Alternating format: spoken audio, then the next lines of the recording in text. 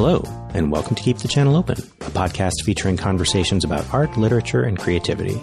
My name is Mike Sakasagawa, and this is episode 119. Today's guest is Jordanna Kalman.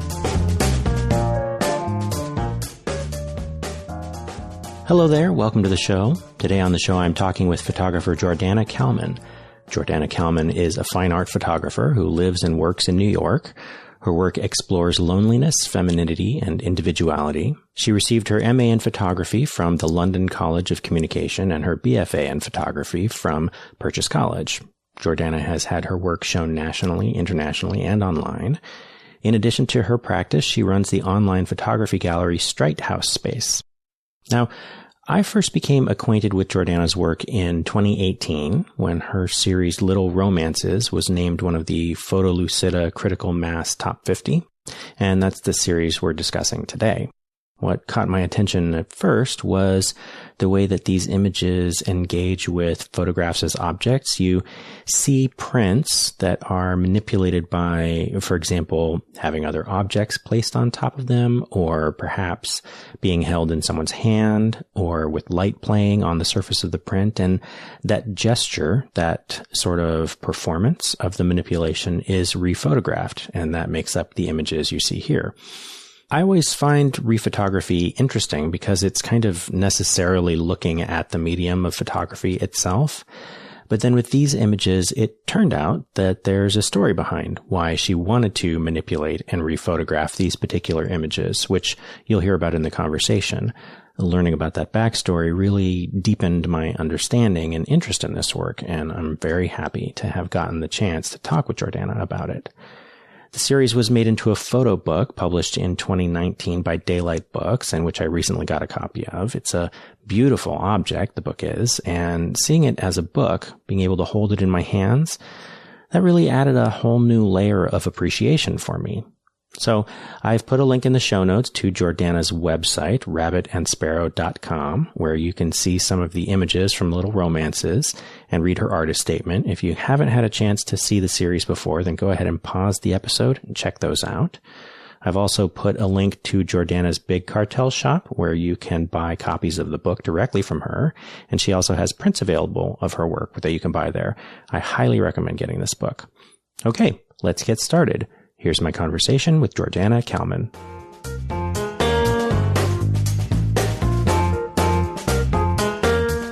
So I wanted to tell you before we, move further into the conversation that I really enjoy your work. I was trying to think of, whenever I talk to somebody for the show, I try to remember where it was and when that I first saw their work. I think that the first time I saw your work was in the 2018 Critical Mass Top 50. Okay. And I remember it really standing out to me at that point.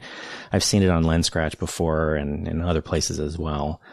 And I'm not really sure why it took me 2 years to buy your book, but I'm so glad that I did. Oh, it just came out last year, so. Well, that's true. So you're good.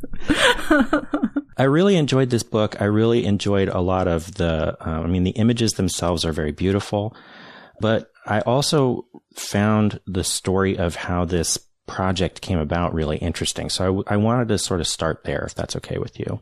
Sure, yeah.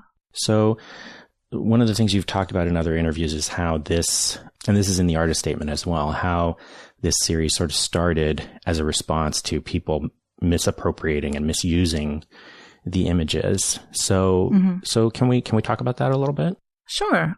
It actually, in Little Romances, came out of a couple different things, all sort of converging at once. First, it was, I guess it was like 2012, I joined Tumblr. And at that point, I was just making like nudes. I was using nude models. And I started posting my work to Tumblr. And I noticed that it was kind of my first venture into social media back then. And I was posting my work, and I saw I was getting a couple likes and reblogs, and I was like, I'm famous. And but then I looked to where, and my nudes are just a nude woman sitting around sort of looking forlorn or lost in thought, looking out a window. And I noticed my work was being reblogged to porn blogs. and like hardcore porn, you know, not, it was awful. And it was a lot, like everything I posted. And it was, really upsetting. And I would write to these sites and I was like, my work isn't porn. And they're just like, fuck off. You know, it's the internet. So that was kind of a wake-up call for me. And another thing I noticed was that my work was being reblogged to sites that had very similar looking work, like a young woman, she's nude, you know, natural light, and it's black and white, and sometimes Polaroid, which is what I was shooting in. And I was like, oh my God, my work isn't, you know, it's not what I'm trying to say. And I felt like a lot of that other work is made by like hobbyist old men who hire nudes on the weekends and then, you know, just shoot like that. And to be grouped into those pictures, I was unhappy. And I knew that I had to change my work because my point wasn't coming across visually. And at the same time, I had always been really, really interested in the photo as an object. Like I'd been shooting with Polaroid for so long, you know, treating it as an object, taking pictures of the Polaroid. And so these things kind of merged at some point. And that's really where when I realized what was happening, you know, just kind of putting things on top of my pictures and taking pictures of the images and censoring them and putting my hands in there to sort of represent, like, this is an object, it's my object, you know, and really distancing the nudes from the viewer to sort of protect my pictures and, you know, create sort of ownership of them, if that makes sense. Like, you cannot have these pictures for your porn blog. They are mine. I'm creating them. They represent my emotional state. And P.S., you guys are gross to use them and to be rude to me. So I don't know if that makes sense. But yeah, that's pretty much how it began.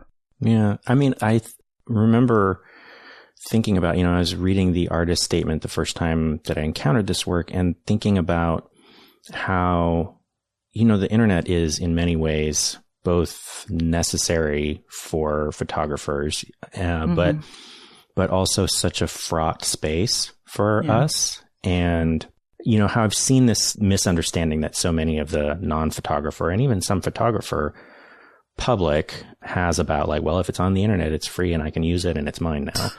Yeah. And how different people respond to that. I thought this way of changing your work up as a response to this thing, it was such an interesting idea to me. In some other interviews you've talked about, like, for example, you did an interview with Speaks, I think it was last year. And you talked about how Little Romances is about being able to exert some kind of a control over the work, which is what you just said as well, about being able to sort of protect it, you know, treating the photographs as objects, conferring some kind of ownership over them. And I thought that was a really interesting thing, especially for me. One of the things that was a little interesting about that too is because I hadn't been familiar with your work beforehand, before Little Romances, that this was my first encounter with them. And my first encounter with these images was of course online. Yeah. So I thought there was this almost kind of like interesting layering of this thing where it's like the original images are being taken in a way. Now you're using them as objects to do something different with them. But then the way that I encounter them is no longer as an object. You know what I mean? So it seems like there's still this way that you can't ever quite get away from it. But then that also kind of, it feels to me like that plays into it as well. Does that make sense? Yeah. I mean, I always want to make really layered work. And I think also for me, there's a point where, I mean, probably years ago, where just taking photographs and having straight photographs, I mean, I guess for as long as I've been taking pictures, I felt this way. It just wasn't enough for me. And I've always experimented quite a bit. And it just, you know, with Little Romances, I feel like my ideas finally came together, if that makes sense. You know, I think that I have a lot of complicated emotions, and they need to go somewhere. So hopefully they go into the work. But yeah. I think what you were just talking about, that having a lot of emotions and like having that go into the work. I mean, for me, this is always the thing with my own work, is that it is very personal. It's very rooted in my emotions and experiences and things like that. So, this, one of the things that you said to them was, I'm going to quote this. You said that you don't consider yourself a figurative photographer. I bring all my emotional baggage onto the scene and hope that some of it ends up in a photo, and that you work with people that you have a connection with. If you don't feel anything for the person, it's hard to make pictures with them. And that it's less about form and more about those specific people resonating with you. And then the thing that I thought was really, really interesting about this quote, the last part you say, they allow me to access something in themselves that I myself can only express through pictures. They let me speak through them.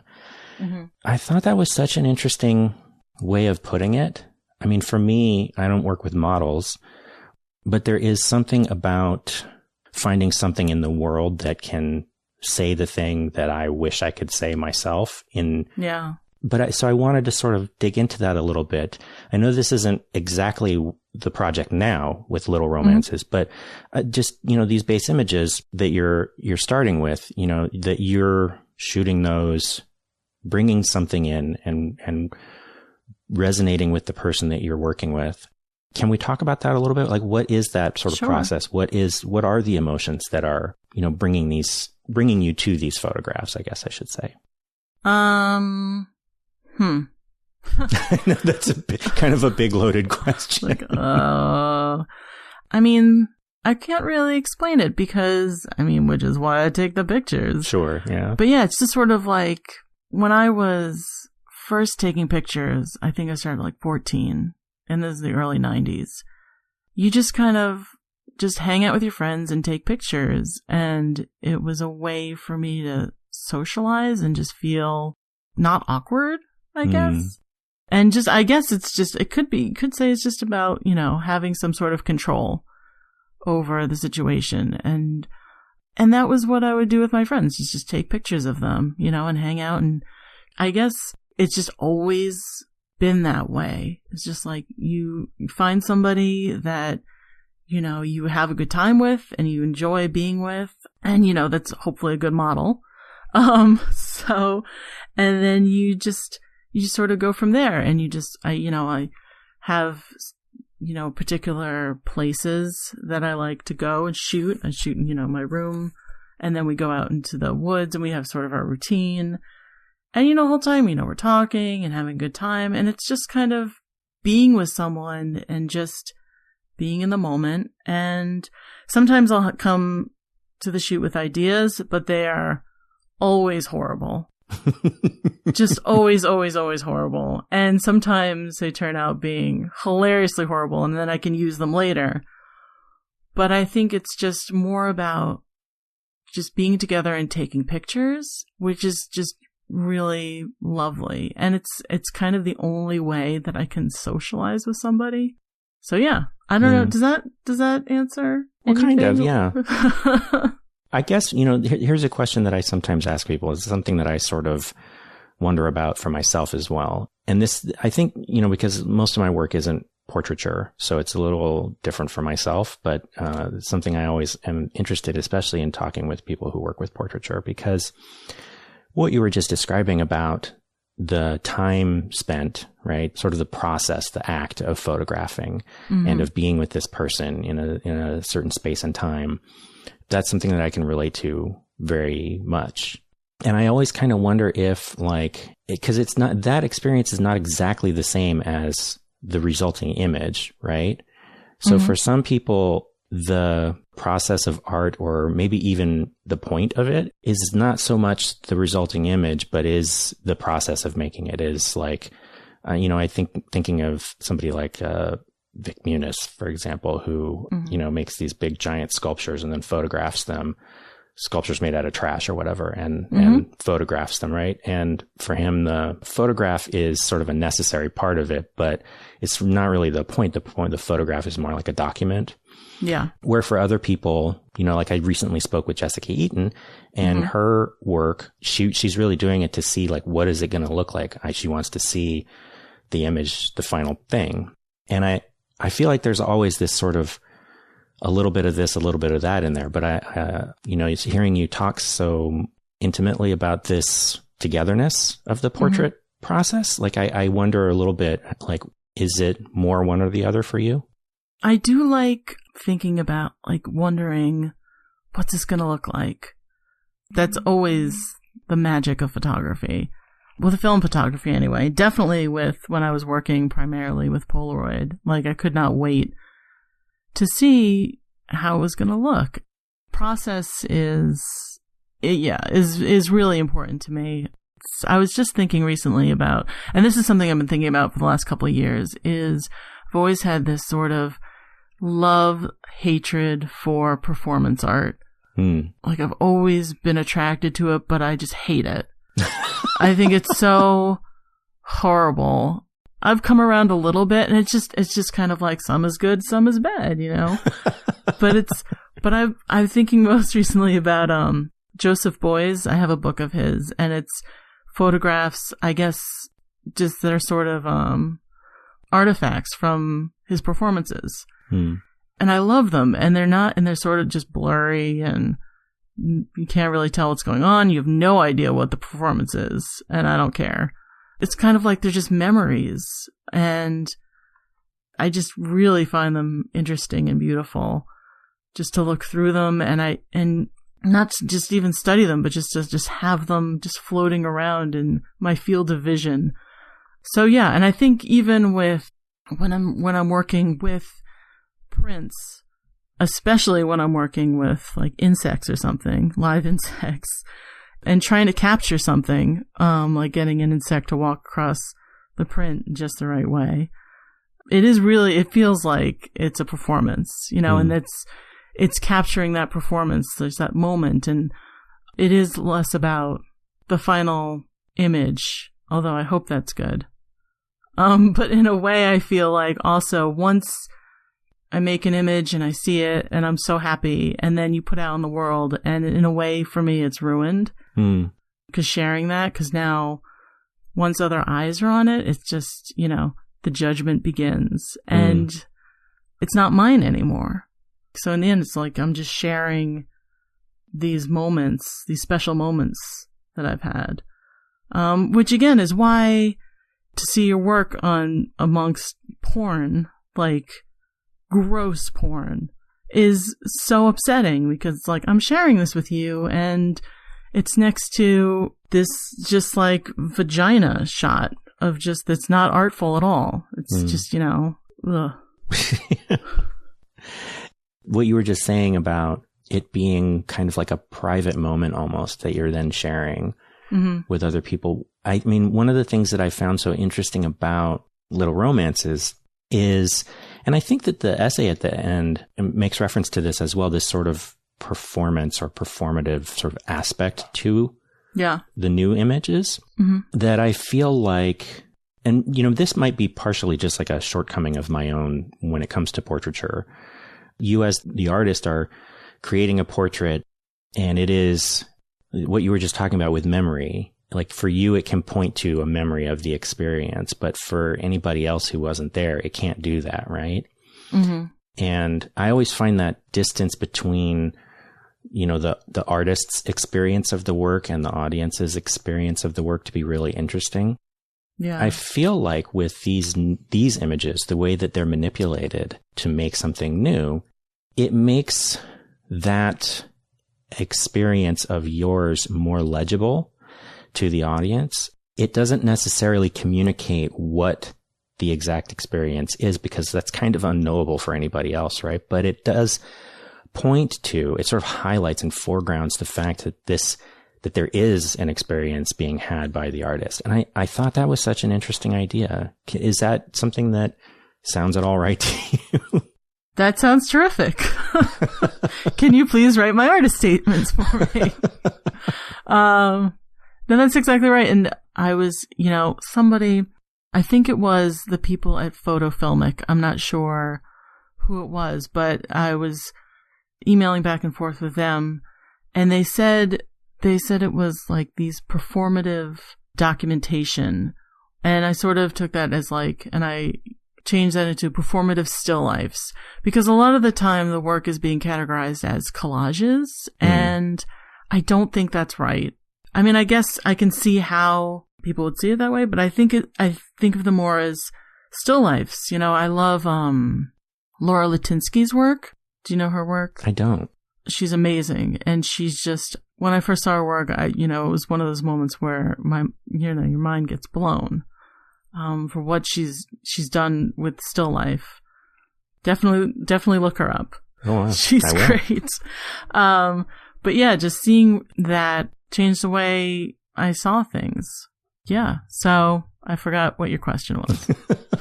I hadn't really thought of that. I agree with you that collage seems not quite right to me, because like, to me, collage is really more about making something out of like referencing something else, you're taking pieces of other things and putting them together to make something new, which like technically is happening here. But to me, it seems like the interaction between artist and object is more foregrounded. To me, it feels more like performance, and the idea of it being still life, I hadn't thought of that. I had thought of it being sculptural, perhaps, but still life is a really interesting idea, and it really does. I don't think it's something that would occur to most people, even many photographers, certainly not me, to think of an object like a photograph, even though I'm used to thinking of photographs as objects, I'm not thinking of them as an object that one could make a still life out of. That's such a fascinating idea. Oh, I'm glad you like it. Have I blown your mind? Yeah, kinda. That's great. You know how, I can't think of a good example photograph, but when you see a photograph and it's a portrait, and and they've included the backdrop poles, and, you just don't see the person and the backdrop. You see everything. You see behind the scenes, and that's the picture.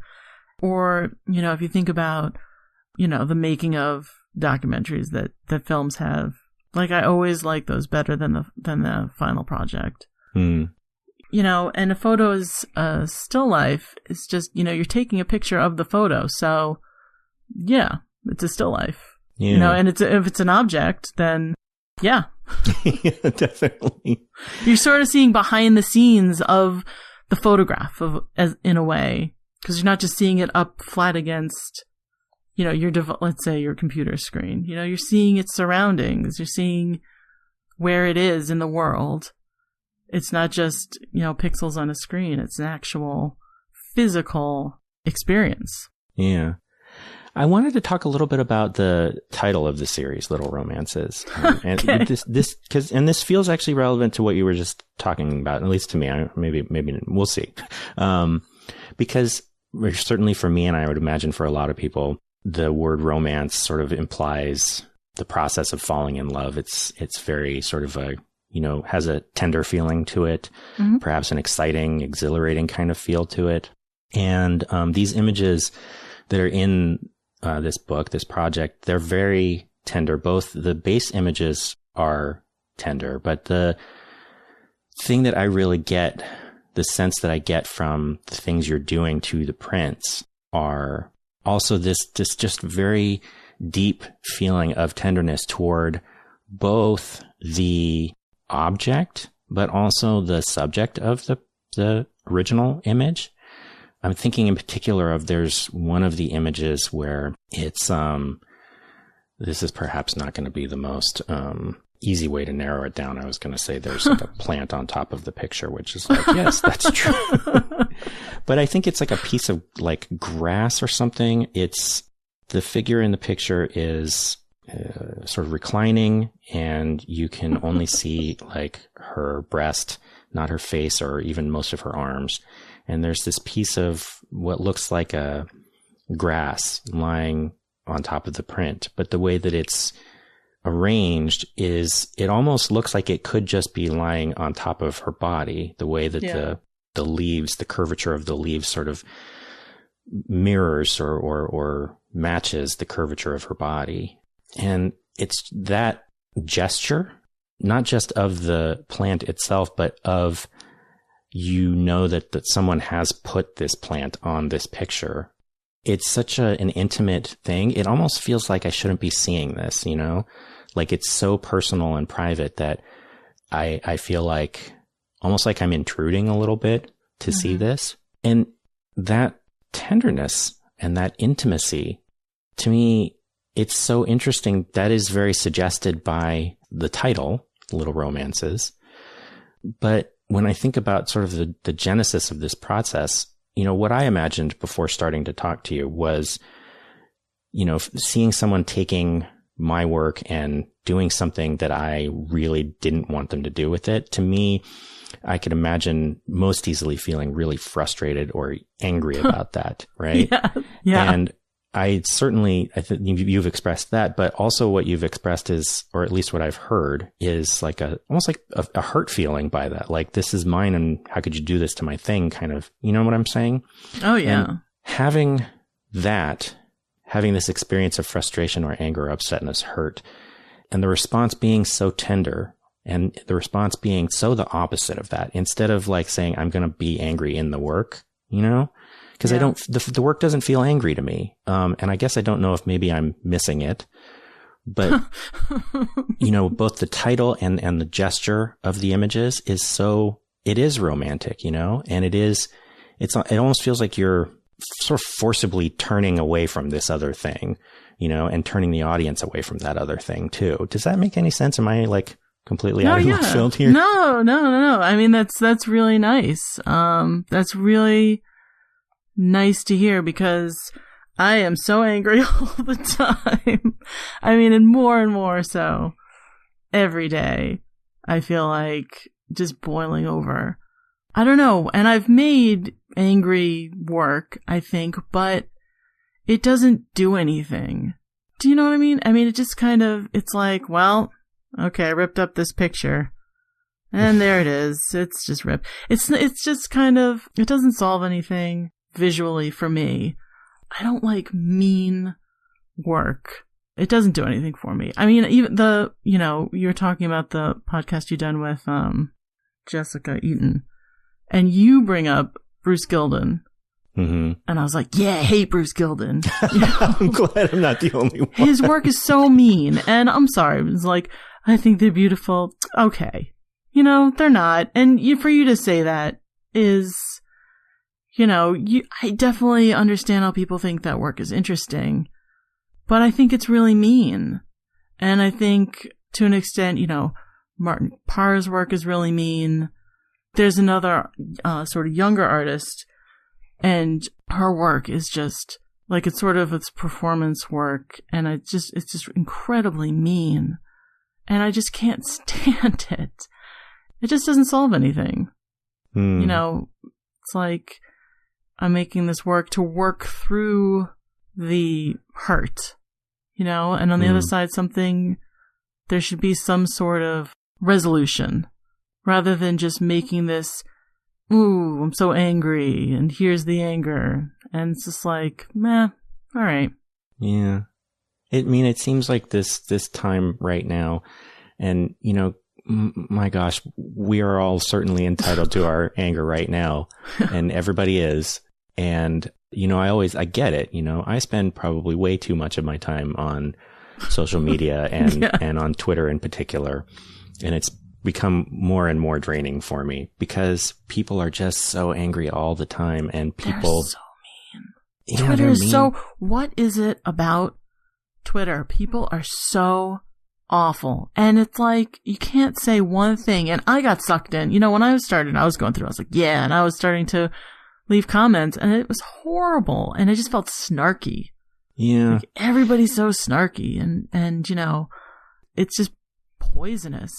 Just everybody is so, like, it used to be kind of funny. People make jokes. And now it's just everybody's really mean to each other. Yeah. And it's not even like I feel like it's unjustified, right? Because a lot of the people who are being mean, like they're being mean to a person who kind of at least looked at from some point of view kind of deserves it. Like they are also being awful and hurting people. And so it's like, if you're going to be mean to somebody, you might as well be mean to somebody who is awful. Awful. Sure.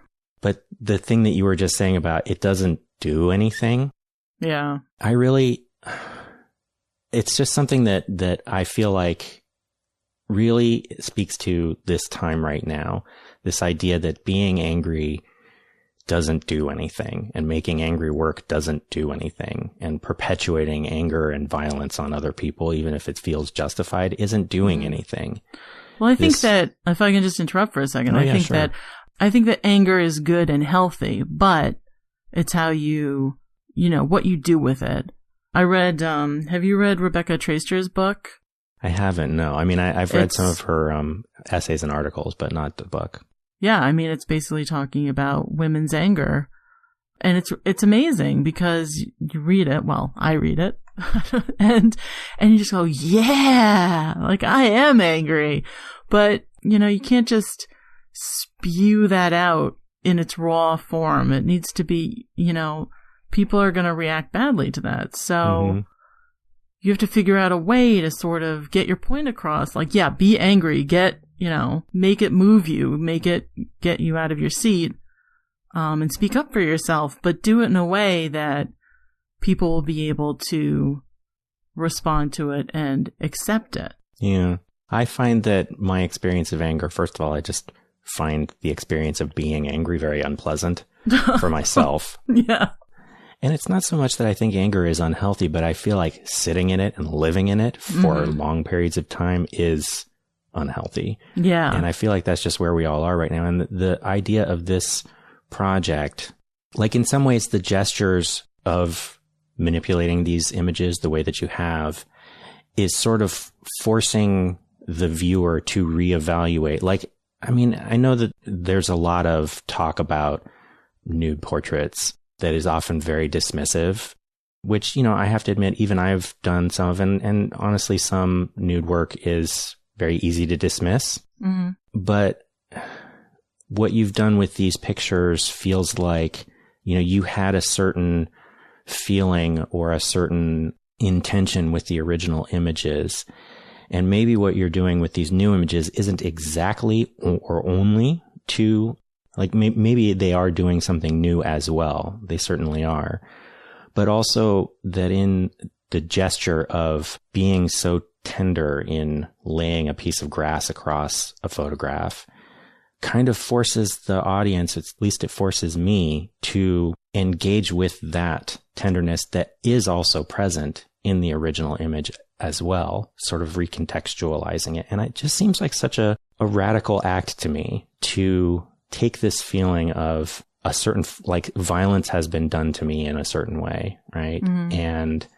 And taking that and choosing to make a body of work that forces the viewer into a gentle space. Mm-hmm. Yeah. I mean, I don't know that many people that are doing that. Oh, well, that's good. I know that wasn't really a question. Sorry. No. But it sort of brings, partially, some of the stuff that's in the work is, the idea of, being sexually abused and sexually assaulted and everything that's come up over the past few years and stuff that I had buried for a long time, just everything flooding back at once. And, a lot of that is in there, sort of coming to terms with, how I've been treated in the past. I mean, my mom died a couple of years ago, and I've just been really trying to deal with the just unbelievable emotional abuse that she put on me. Sort of just coming out of that, it's like, that's all in the work, hopefully. Yeah. I mean, it's in there somewhere. I don't, again, it's just like the viewer comes to it and sees what they want to see. I mean, so many times it's just been a battle trying to speak up for the work, in that it just gets called self-portraits just constantly, even though it's literally not. They're not. I mean, I've said, well, emotionally, I guess you could say, sure, yes.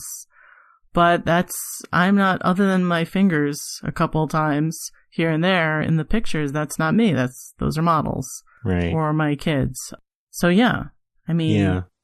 I don't want to like minimize the sort of breadth of emotion and experience in these images by just reducing them just to a certain gentleness and tenderness, because I feel like there is a lot more in that. And especially when considering the entire arc of at least how the book is presented, you know, and this is something, again, that Jennifer Murray brings up in her essay in the book, that the collection of images becomes something other than what any individual image can do. And of course, you know, we know as photographers that the whole thing about, you know, editing and sequencing a series of images does do a whole lot to it. I'm not telling you that, I'm just putting that out there for the listeners. And it does feel like this book has, the word that Murray uses is a journey. To me, it feels like it does have a narrative arc to it in a certain sense. Oh, yeah. How we move through these images, how the images change over the course of the series through the book. And also, and particularly the final image, which is, I believe it's called Leaving. I do feel a great range of emotions, and sort of almost like that, especially that last image feels very liberating, you know, feels very, there's a way of reading it as like, I'm done with this now. And that definitely comes through as well. And, you know, it's, you know, when I think about this, narrative arc to the book, one of the things that, well, first of all, I'm always just interested to sort of hear artists talk about their process sequencing, a group of images, but also, something that occurs to me is that this book as a book is now, it's a thing in itself, and is, at least in this edition, can't be changed anymore. It's a static sequence. But at least as far as I'm aware, you're also still making images in this series. So there's more that you feel like can be said or needs to be said. I'm interested in like sort of how you see, you know, the book as its own arc. But also, like, how do the new images change the series as a whole for you? Or, like, do they? Things like that. You know what I mean? Yeah. Well, you know, I've been making this, I started this Little Romances, I guess in 2016. And I've just been, you know, starting out and making images. And it really evolved quite a bit, because I was working just every day to sort of, to try and get to, you know, the meat, if you will, like the good pictures. Then let's see, what year is it? 2018. You know, I was just going along, making my pictures. And that's when, I guess in the summer, Daylight Books contacted me to ask if I was interested in doing a book. And I hadn't thought about it at all. And I was like, oh my gosh. So then I thought about it, and I was like, okay. And, you know, and I wanted it to be not just a portfolio of the images. I wanted it to be a book, you know, its own thing, and just sort of existing. I mean, the whole series is Little Romances, but the book in itself is sort of exists out of that in a way. And I think that now, you know, I'm still making pictures in that same fashion, here and there, but I definitely feel like that part is done. So I'm going to have to, like right now, I'm just, you know, I haven't really been able to make a lot of work. I mean, I've been making some work, but nothing has really come into a new series. So I'm just sort of in the in-between, if you will. But yeah, I'm still interested in, you know, the picture plus something else. Still making work like that. But I think that, you know, it's definitely coming. Little Romances is coming to an end for me. Yeah. I always find the coming to an end of a project is sort of a weird thing for me, because usually I don't even know that, like, usually I end up working longer than the project actually is. Yeah. I don't realize that it's done. And then when I realize it's done, I'm always a little bit sad, but also a little bit like, oh God, thank God. You know?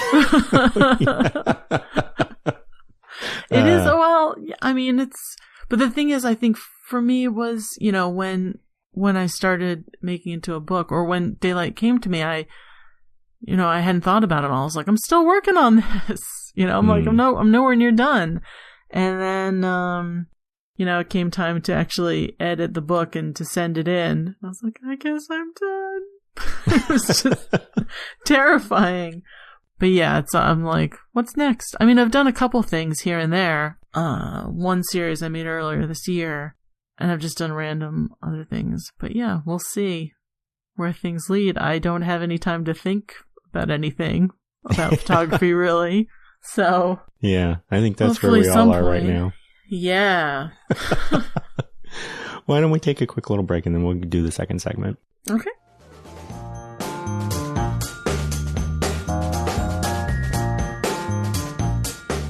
So for the second segment, I always invite the guest to bring a topic of their own, which could be whatever you'd like to talk about, whatever happens to be on your mind. So what would you like to talk about today? Well, I would like to talk about the William Camargo, John Davola Instagram happening. Yeah. Yeah. Do you want to, so I sent it to you. Do you want to sort of explain? I can do it, or you can do it either way. You have a nicer voice. You should do it.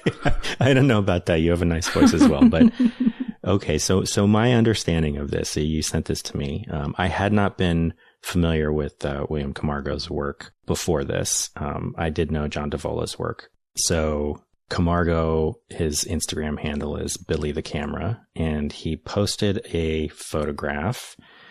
Let's see, this was in May. That is referencing John Davola's As Far As I Can Get series. And it's a picture of him running across a parking lot away from the camera towards a liquor store. And he's titled it As Close As I Can Get to the Liquor Store from the Swap Meet Parking Lot in 10 Seconds.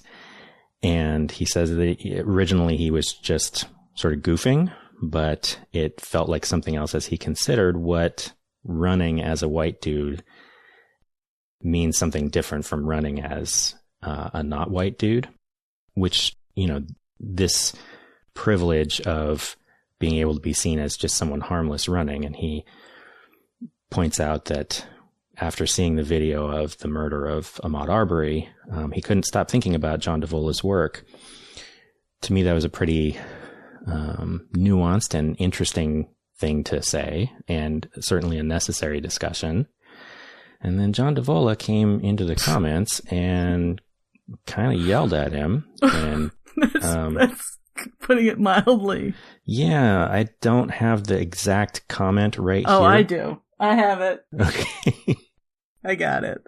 And I'm only laughing because I was so horrified by his comment. Just horrified. So do you want me to read it? Sure. Okay, so John Davola says, I see you rip off my idea and justify your sad derivative efforts with an incoherent blabber about white privilege. You don't know a thing about me or my ethnicity. And for some reason your ethnicity precludes your driving out to the middle of the desert to run. At least you go up off your ass to 10 seconds. Oh my God. Yeah, it's not good. Oh my God. And then, so I read that and my jaw dropped. And then I found out he's a teacher. He's a professor. Oh my gosh. Horrible. Just atrocious. But you know what? Just thinking about this, I have not been able to stop thinking about this exchange since I saw it. And I was a little bit late to seeing it. I think it was like 2 or 3 weeks later I saw it, or even a month, and everyone in the comments and stuff. And, the only thing that sticks with me, because I've reread this so many times, is that Camargo says in his text and talking about, I think it's a really great idea. And, just copying this work and the ideas it brings up and the conversation that's so necessary right now. But, Camargo says, and I have his text here. It says, I made this work to make fun of him, but also as a response to that privilege. So, and I think that's not a good explanation or not a good use of words to say make fun of him. And I think that maybe that's why Davola freaked out. I mean, there's there's that. I suppose, I think taking, the whole, because he's written a fairly long caption to go with this, sort of, talking through his sort of idea with this and the context of, his thinking, and especially related to the recent events at the time. Mm-hmm. And one does sort of wonder, I don't really know how a person can get into May of 2020 and, be completely unaware of things like white privilege. But, yeah. But, it is worth noting that by that point, the protests hadn't quite blown up the way that they had later. Mm-hmm. I think that's a little more on part of people's lexicon now than it was on May 15th. Yeah. But yeah, I mean, the idea of, the thing about the response here is that he won Devola, and I should be careful here because, the photo world is, of course, not a very big world. So, everybody kind of knows everybody. And I know John Devola is, he's not a friend of mine, but he's a friend of some of my friends. So who knows? I don't have a problem with, talking about this, but, who knows if it might get back to him? I don't know. I think, it's quite possible. Who knows? I'm not worried about it, but, it's just something. But no, I really like Devola's work a lot, and I, wasn't too familiar with it. I liked what I'd seen. I didn't know the running series. Mm-hmm. I looked at and I was like, I love this, but I think that Camargo's response to that is topical and great as well, and just, I mean, it's kind of it's my whole thing with meanness is just.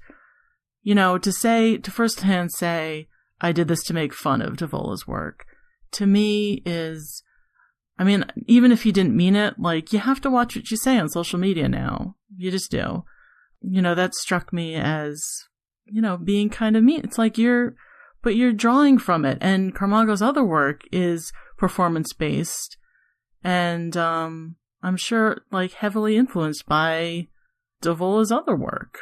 So to say you're making fun of something to work, in your work, I don't agree with. But I think it, other than that, I think it's terrific. And I think Devola, I'm just completely shocked by his response. It's funny because I feel like at this point, I don't know if this is clear to everyone listening, but, it comes up from time to time. I'm not white, I'm an Asian American man.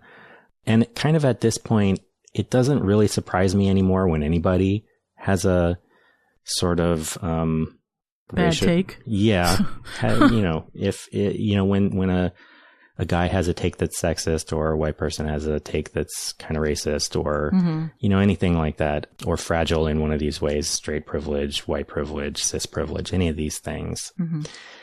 It doesn't really surprise me anymore. Sometimes I am very disappointed, depending on who it is. But yeah, sure.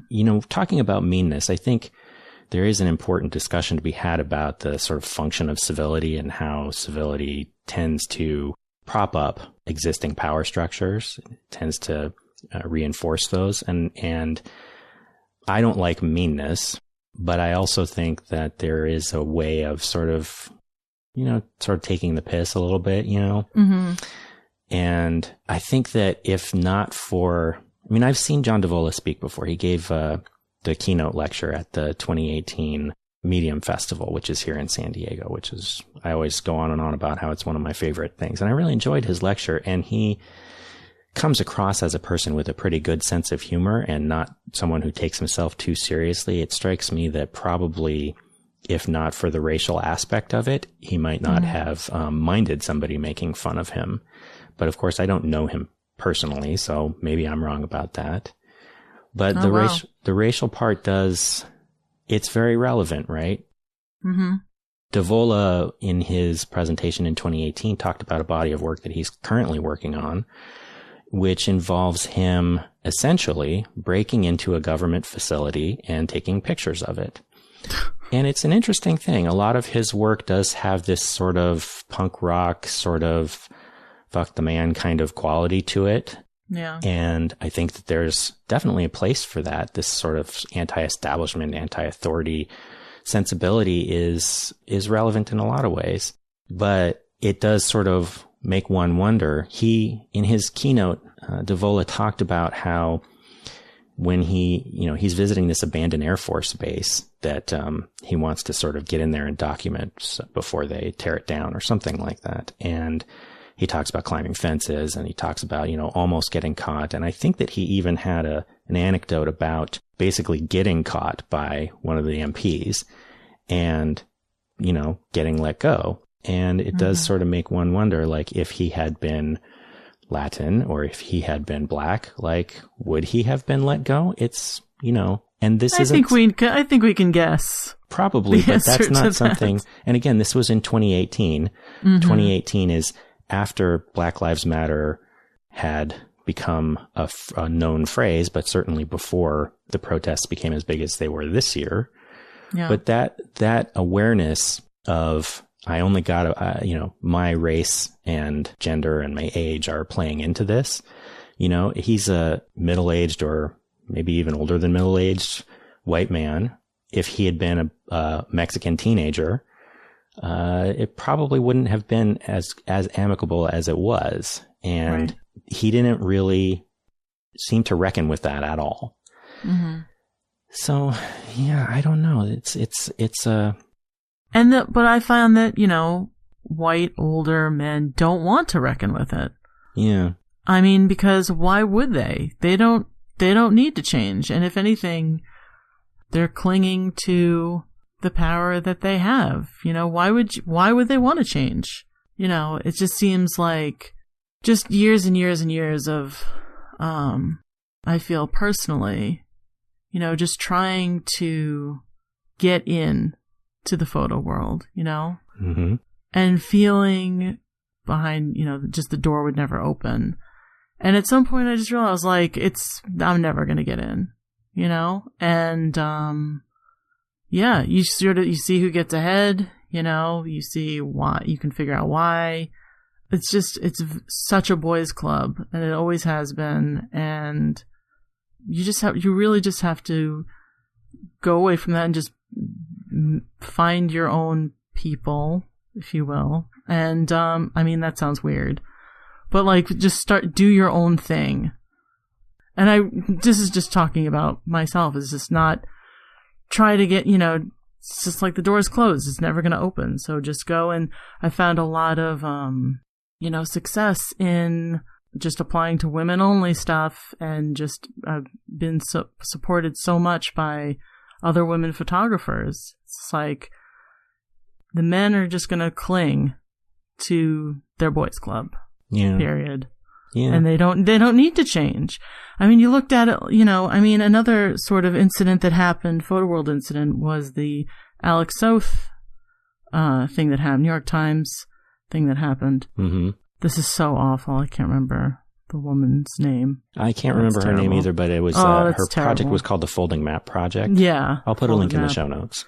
That does, of course, go to show, like, both of us know who Alex South's name was, but... yeah, I know. Yeah. It's horrible. It's horrible that I can't remember her name, because I made it such a point, too. I was like, I have to remember her name from now on, because it's important, and mm-hmm. it's, I've lost it. But I think that what happened, and I think South really, I appreciated his apology so much. Like, I think it was really heartfelt. I think that, and people were like, just on Twitter, people I follow on Twitter were like, blah, blah, blah, blah. But I don't know. Like, I think he didn't have to do that. He didn't have to do any of that.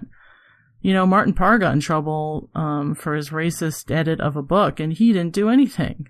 Yeah. Which is another thing that happened this year, I guess. But, and I think it's just so important. South's behavior was just really refreshing to see somebody say, I made a mistake, I'm really sorry, to donate the payment to her project.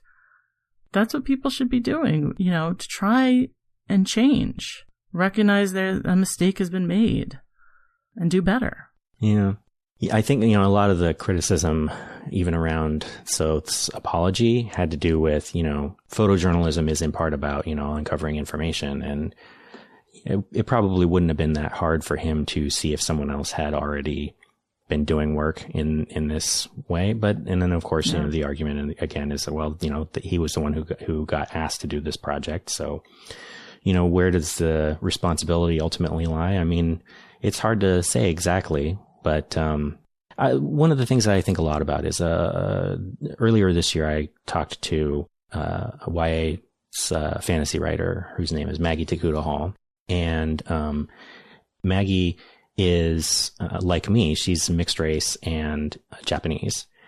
And one of the things that she does in this book is the sort of evil empire that she sets up are people that are basically it's an empire that's based on a confluence of American, British, and Japanese imperial tropes. And I thought that was really interesting and asked her about that, making the bad guys look like yourself. And she said, a lot of people are more interested in shopping their marginalizations than they are in auditing their privileges. And I thought that was such a great way of putting it, Yeah. That's amazing. I think about that all the time now. Yeah, because you're not going to, if you're just going about your day, you're not going to, the whole thing about being not just not racist, but anti-racist, has come up a lot. And so, if you're going, you're a older white male going about your day, I mean, you don't have to change anything, and if until someone comes along and says, hey, I don't like what you're doing, they're not going to realize it unless you say something. Mm-hmm. Yeah. It's something I think about a lot for myself too, because, like I'm not white, but I am a man. So I could think about how I am, oppressed as an Asian American, and I do, but it's not an accident that on this show, 70% of the guests that I've talked to over the past almost 5 years are women. Yeah. I noticed that.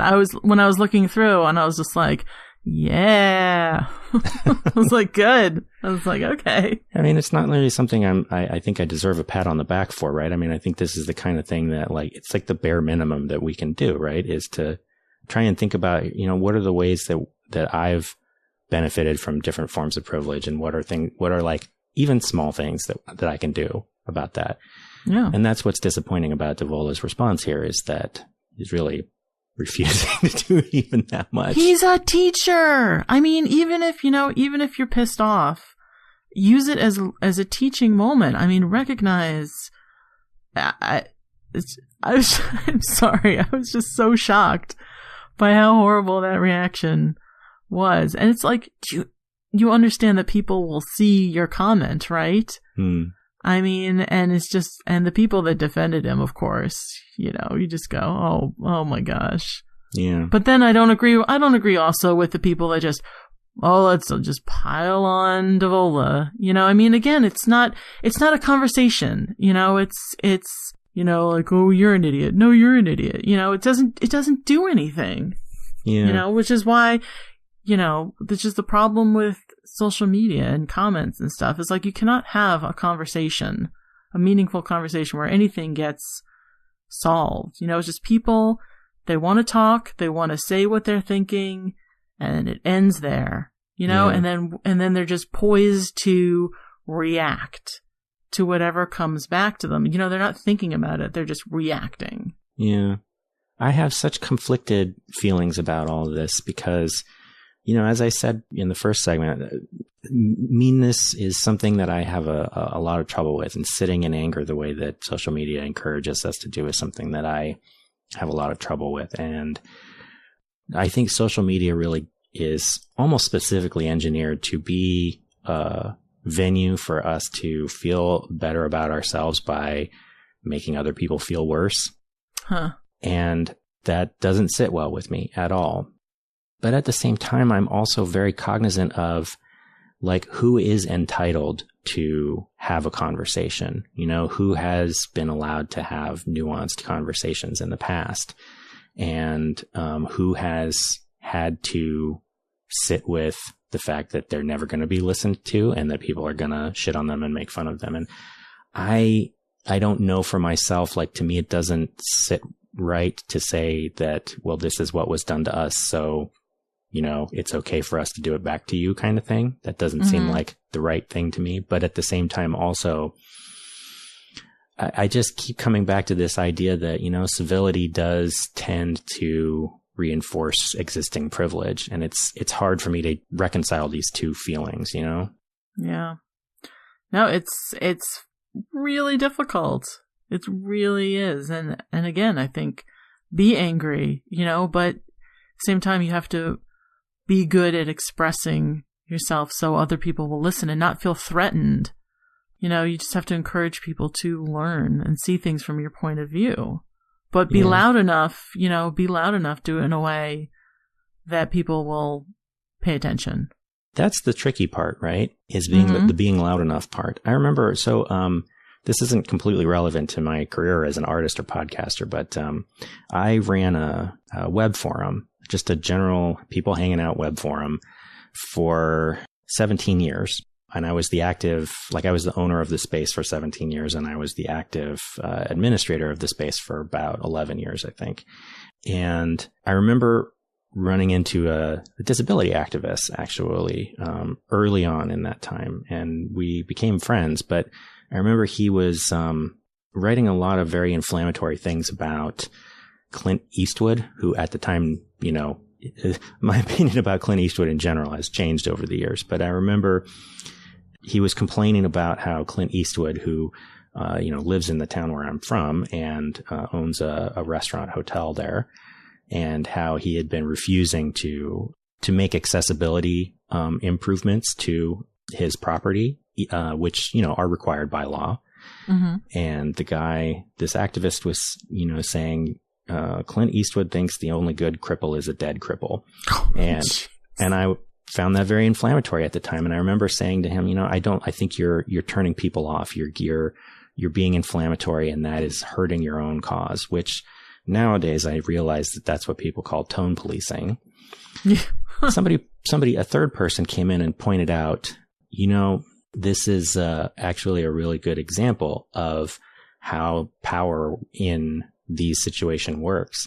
That if you are not inflammatory, if you don't say things loudly and even rudely, people ignore you. And if you do say things loudly and rudely, then people notice you, but then they use that as a reason to ignore you. So you're kind of screwed either way. So you might as well, you know, if you're doing it consciously, you might as well at least get your issues out in public view. And it took me like 5 or 6 or maybe 10 years to even really realize what that dynamic even was. But I think that's a really interesting idea, you know? Yeah. Now I'm just like, oh my God, these are too many thoughts. Yeah. Flooding my head. It's so hard.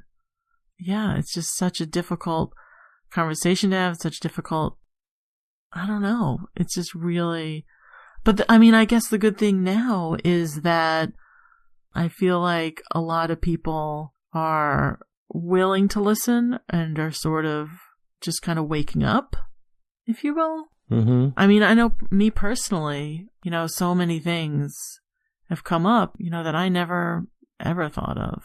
Just, I mean, mainly about, you know, the police and Black people. And it's just horrible to think about. And all these tragedies that have happened, I mean, in a way, it's like, you know, finally people are sort of being like, oh my gosh, this is happening, you know?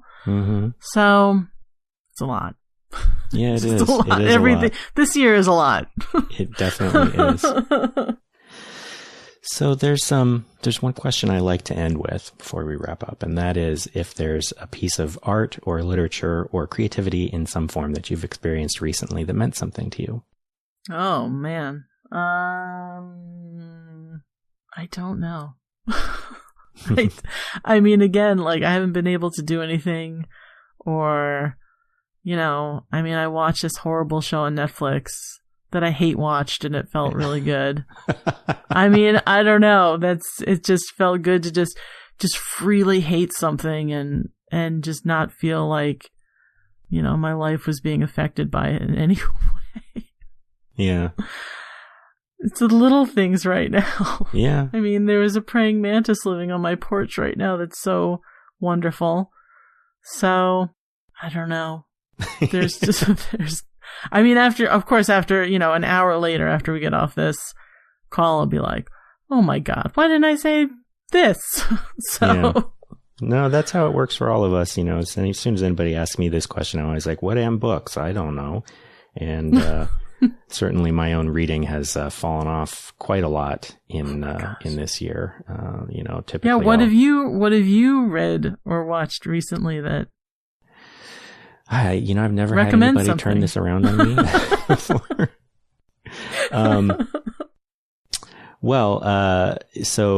Actually, let's see. The last book that I read was, it's a brand new book of poetry by, I think that you say his name, Kazim Ali. And, the book is called The Voice of Sheila Chandra. And it's interesting. It's like 2 or 3 very long poems that are interspersed with some, very short poems. And one of the short poems was how I found, his work. It's called No Name, which is it's very short. It's like maybe, 10 lines long. And I could never really describe it exactly right, but it does things with sound and language that just rhythmically really pull you in, and it just sort of explodes at the end. And I was really amazed. This book is, really interesting in how it like collapses different moments of time into one another, and how uses different voices to talk about, some of which are talking about big social injustices, but doing so in a way that, makes it really brings it back to a very personal place of, what does it mean to be a person kind of thing. I don't feel like I'm doing it justice. And I only read it once so far. So sometimes poetry takes me a few go-throughs before I sort of feel like I am coming close to getting it. But sure. Yeah. So that's the last thing I read. It was real good. Yeah, I liked it. That's nice. I'm glad you're able to read. Yeah. My brain says no. I'm trying to read. It's like, no. Yeah. Normally by this point in the year, I might have read like 70 books. Oh, wow. And I feel like I'm still, if I say to most people that at this point of the year, I've only read like 23 books, they'll say that's a lot. But for me, it's a real sharp drop off. So yeah, I don't know. I just feel like my brain is complete oatmeal at this point. Yeah. Well, that's where we all are, I think. Yeah. Listen, I really enjoyed our conversation. I really appreciate you taking the time and talking with me. So thank you so much. Thank you so much. It was great. All right. As I mentioned at the top of the show, there is a link in the show notes to Jordanna's online shop. You can find copies of the Little Romances book there, as well as select prints. Do check that out.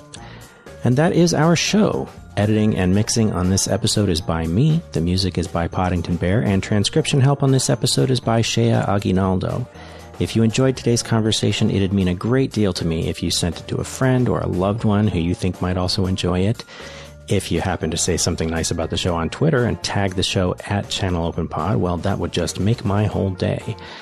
You can find all of the rest of the show's social media information, email newsletter, show notes, and transcripts at keepthechanneleopen.com. I'm going to be on hiatus for the rest of the year, returning with new episodes in January 2021. But your feed will not be empty. I'll be using December to revisit some old favorite episodes, starting with my 2016 conversation with Esme Wei-Jun Wang. That will be re-airing on December 2nd, so stay tuned for that. And until then, remember, keep the channel open.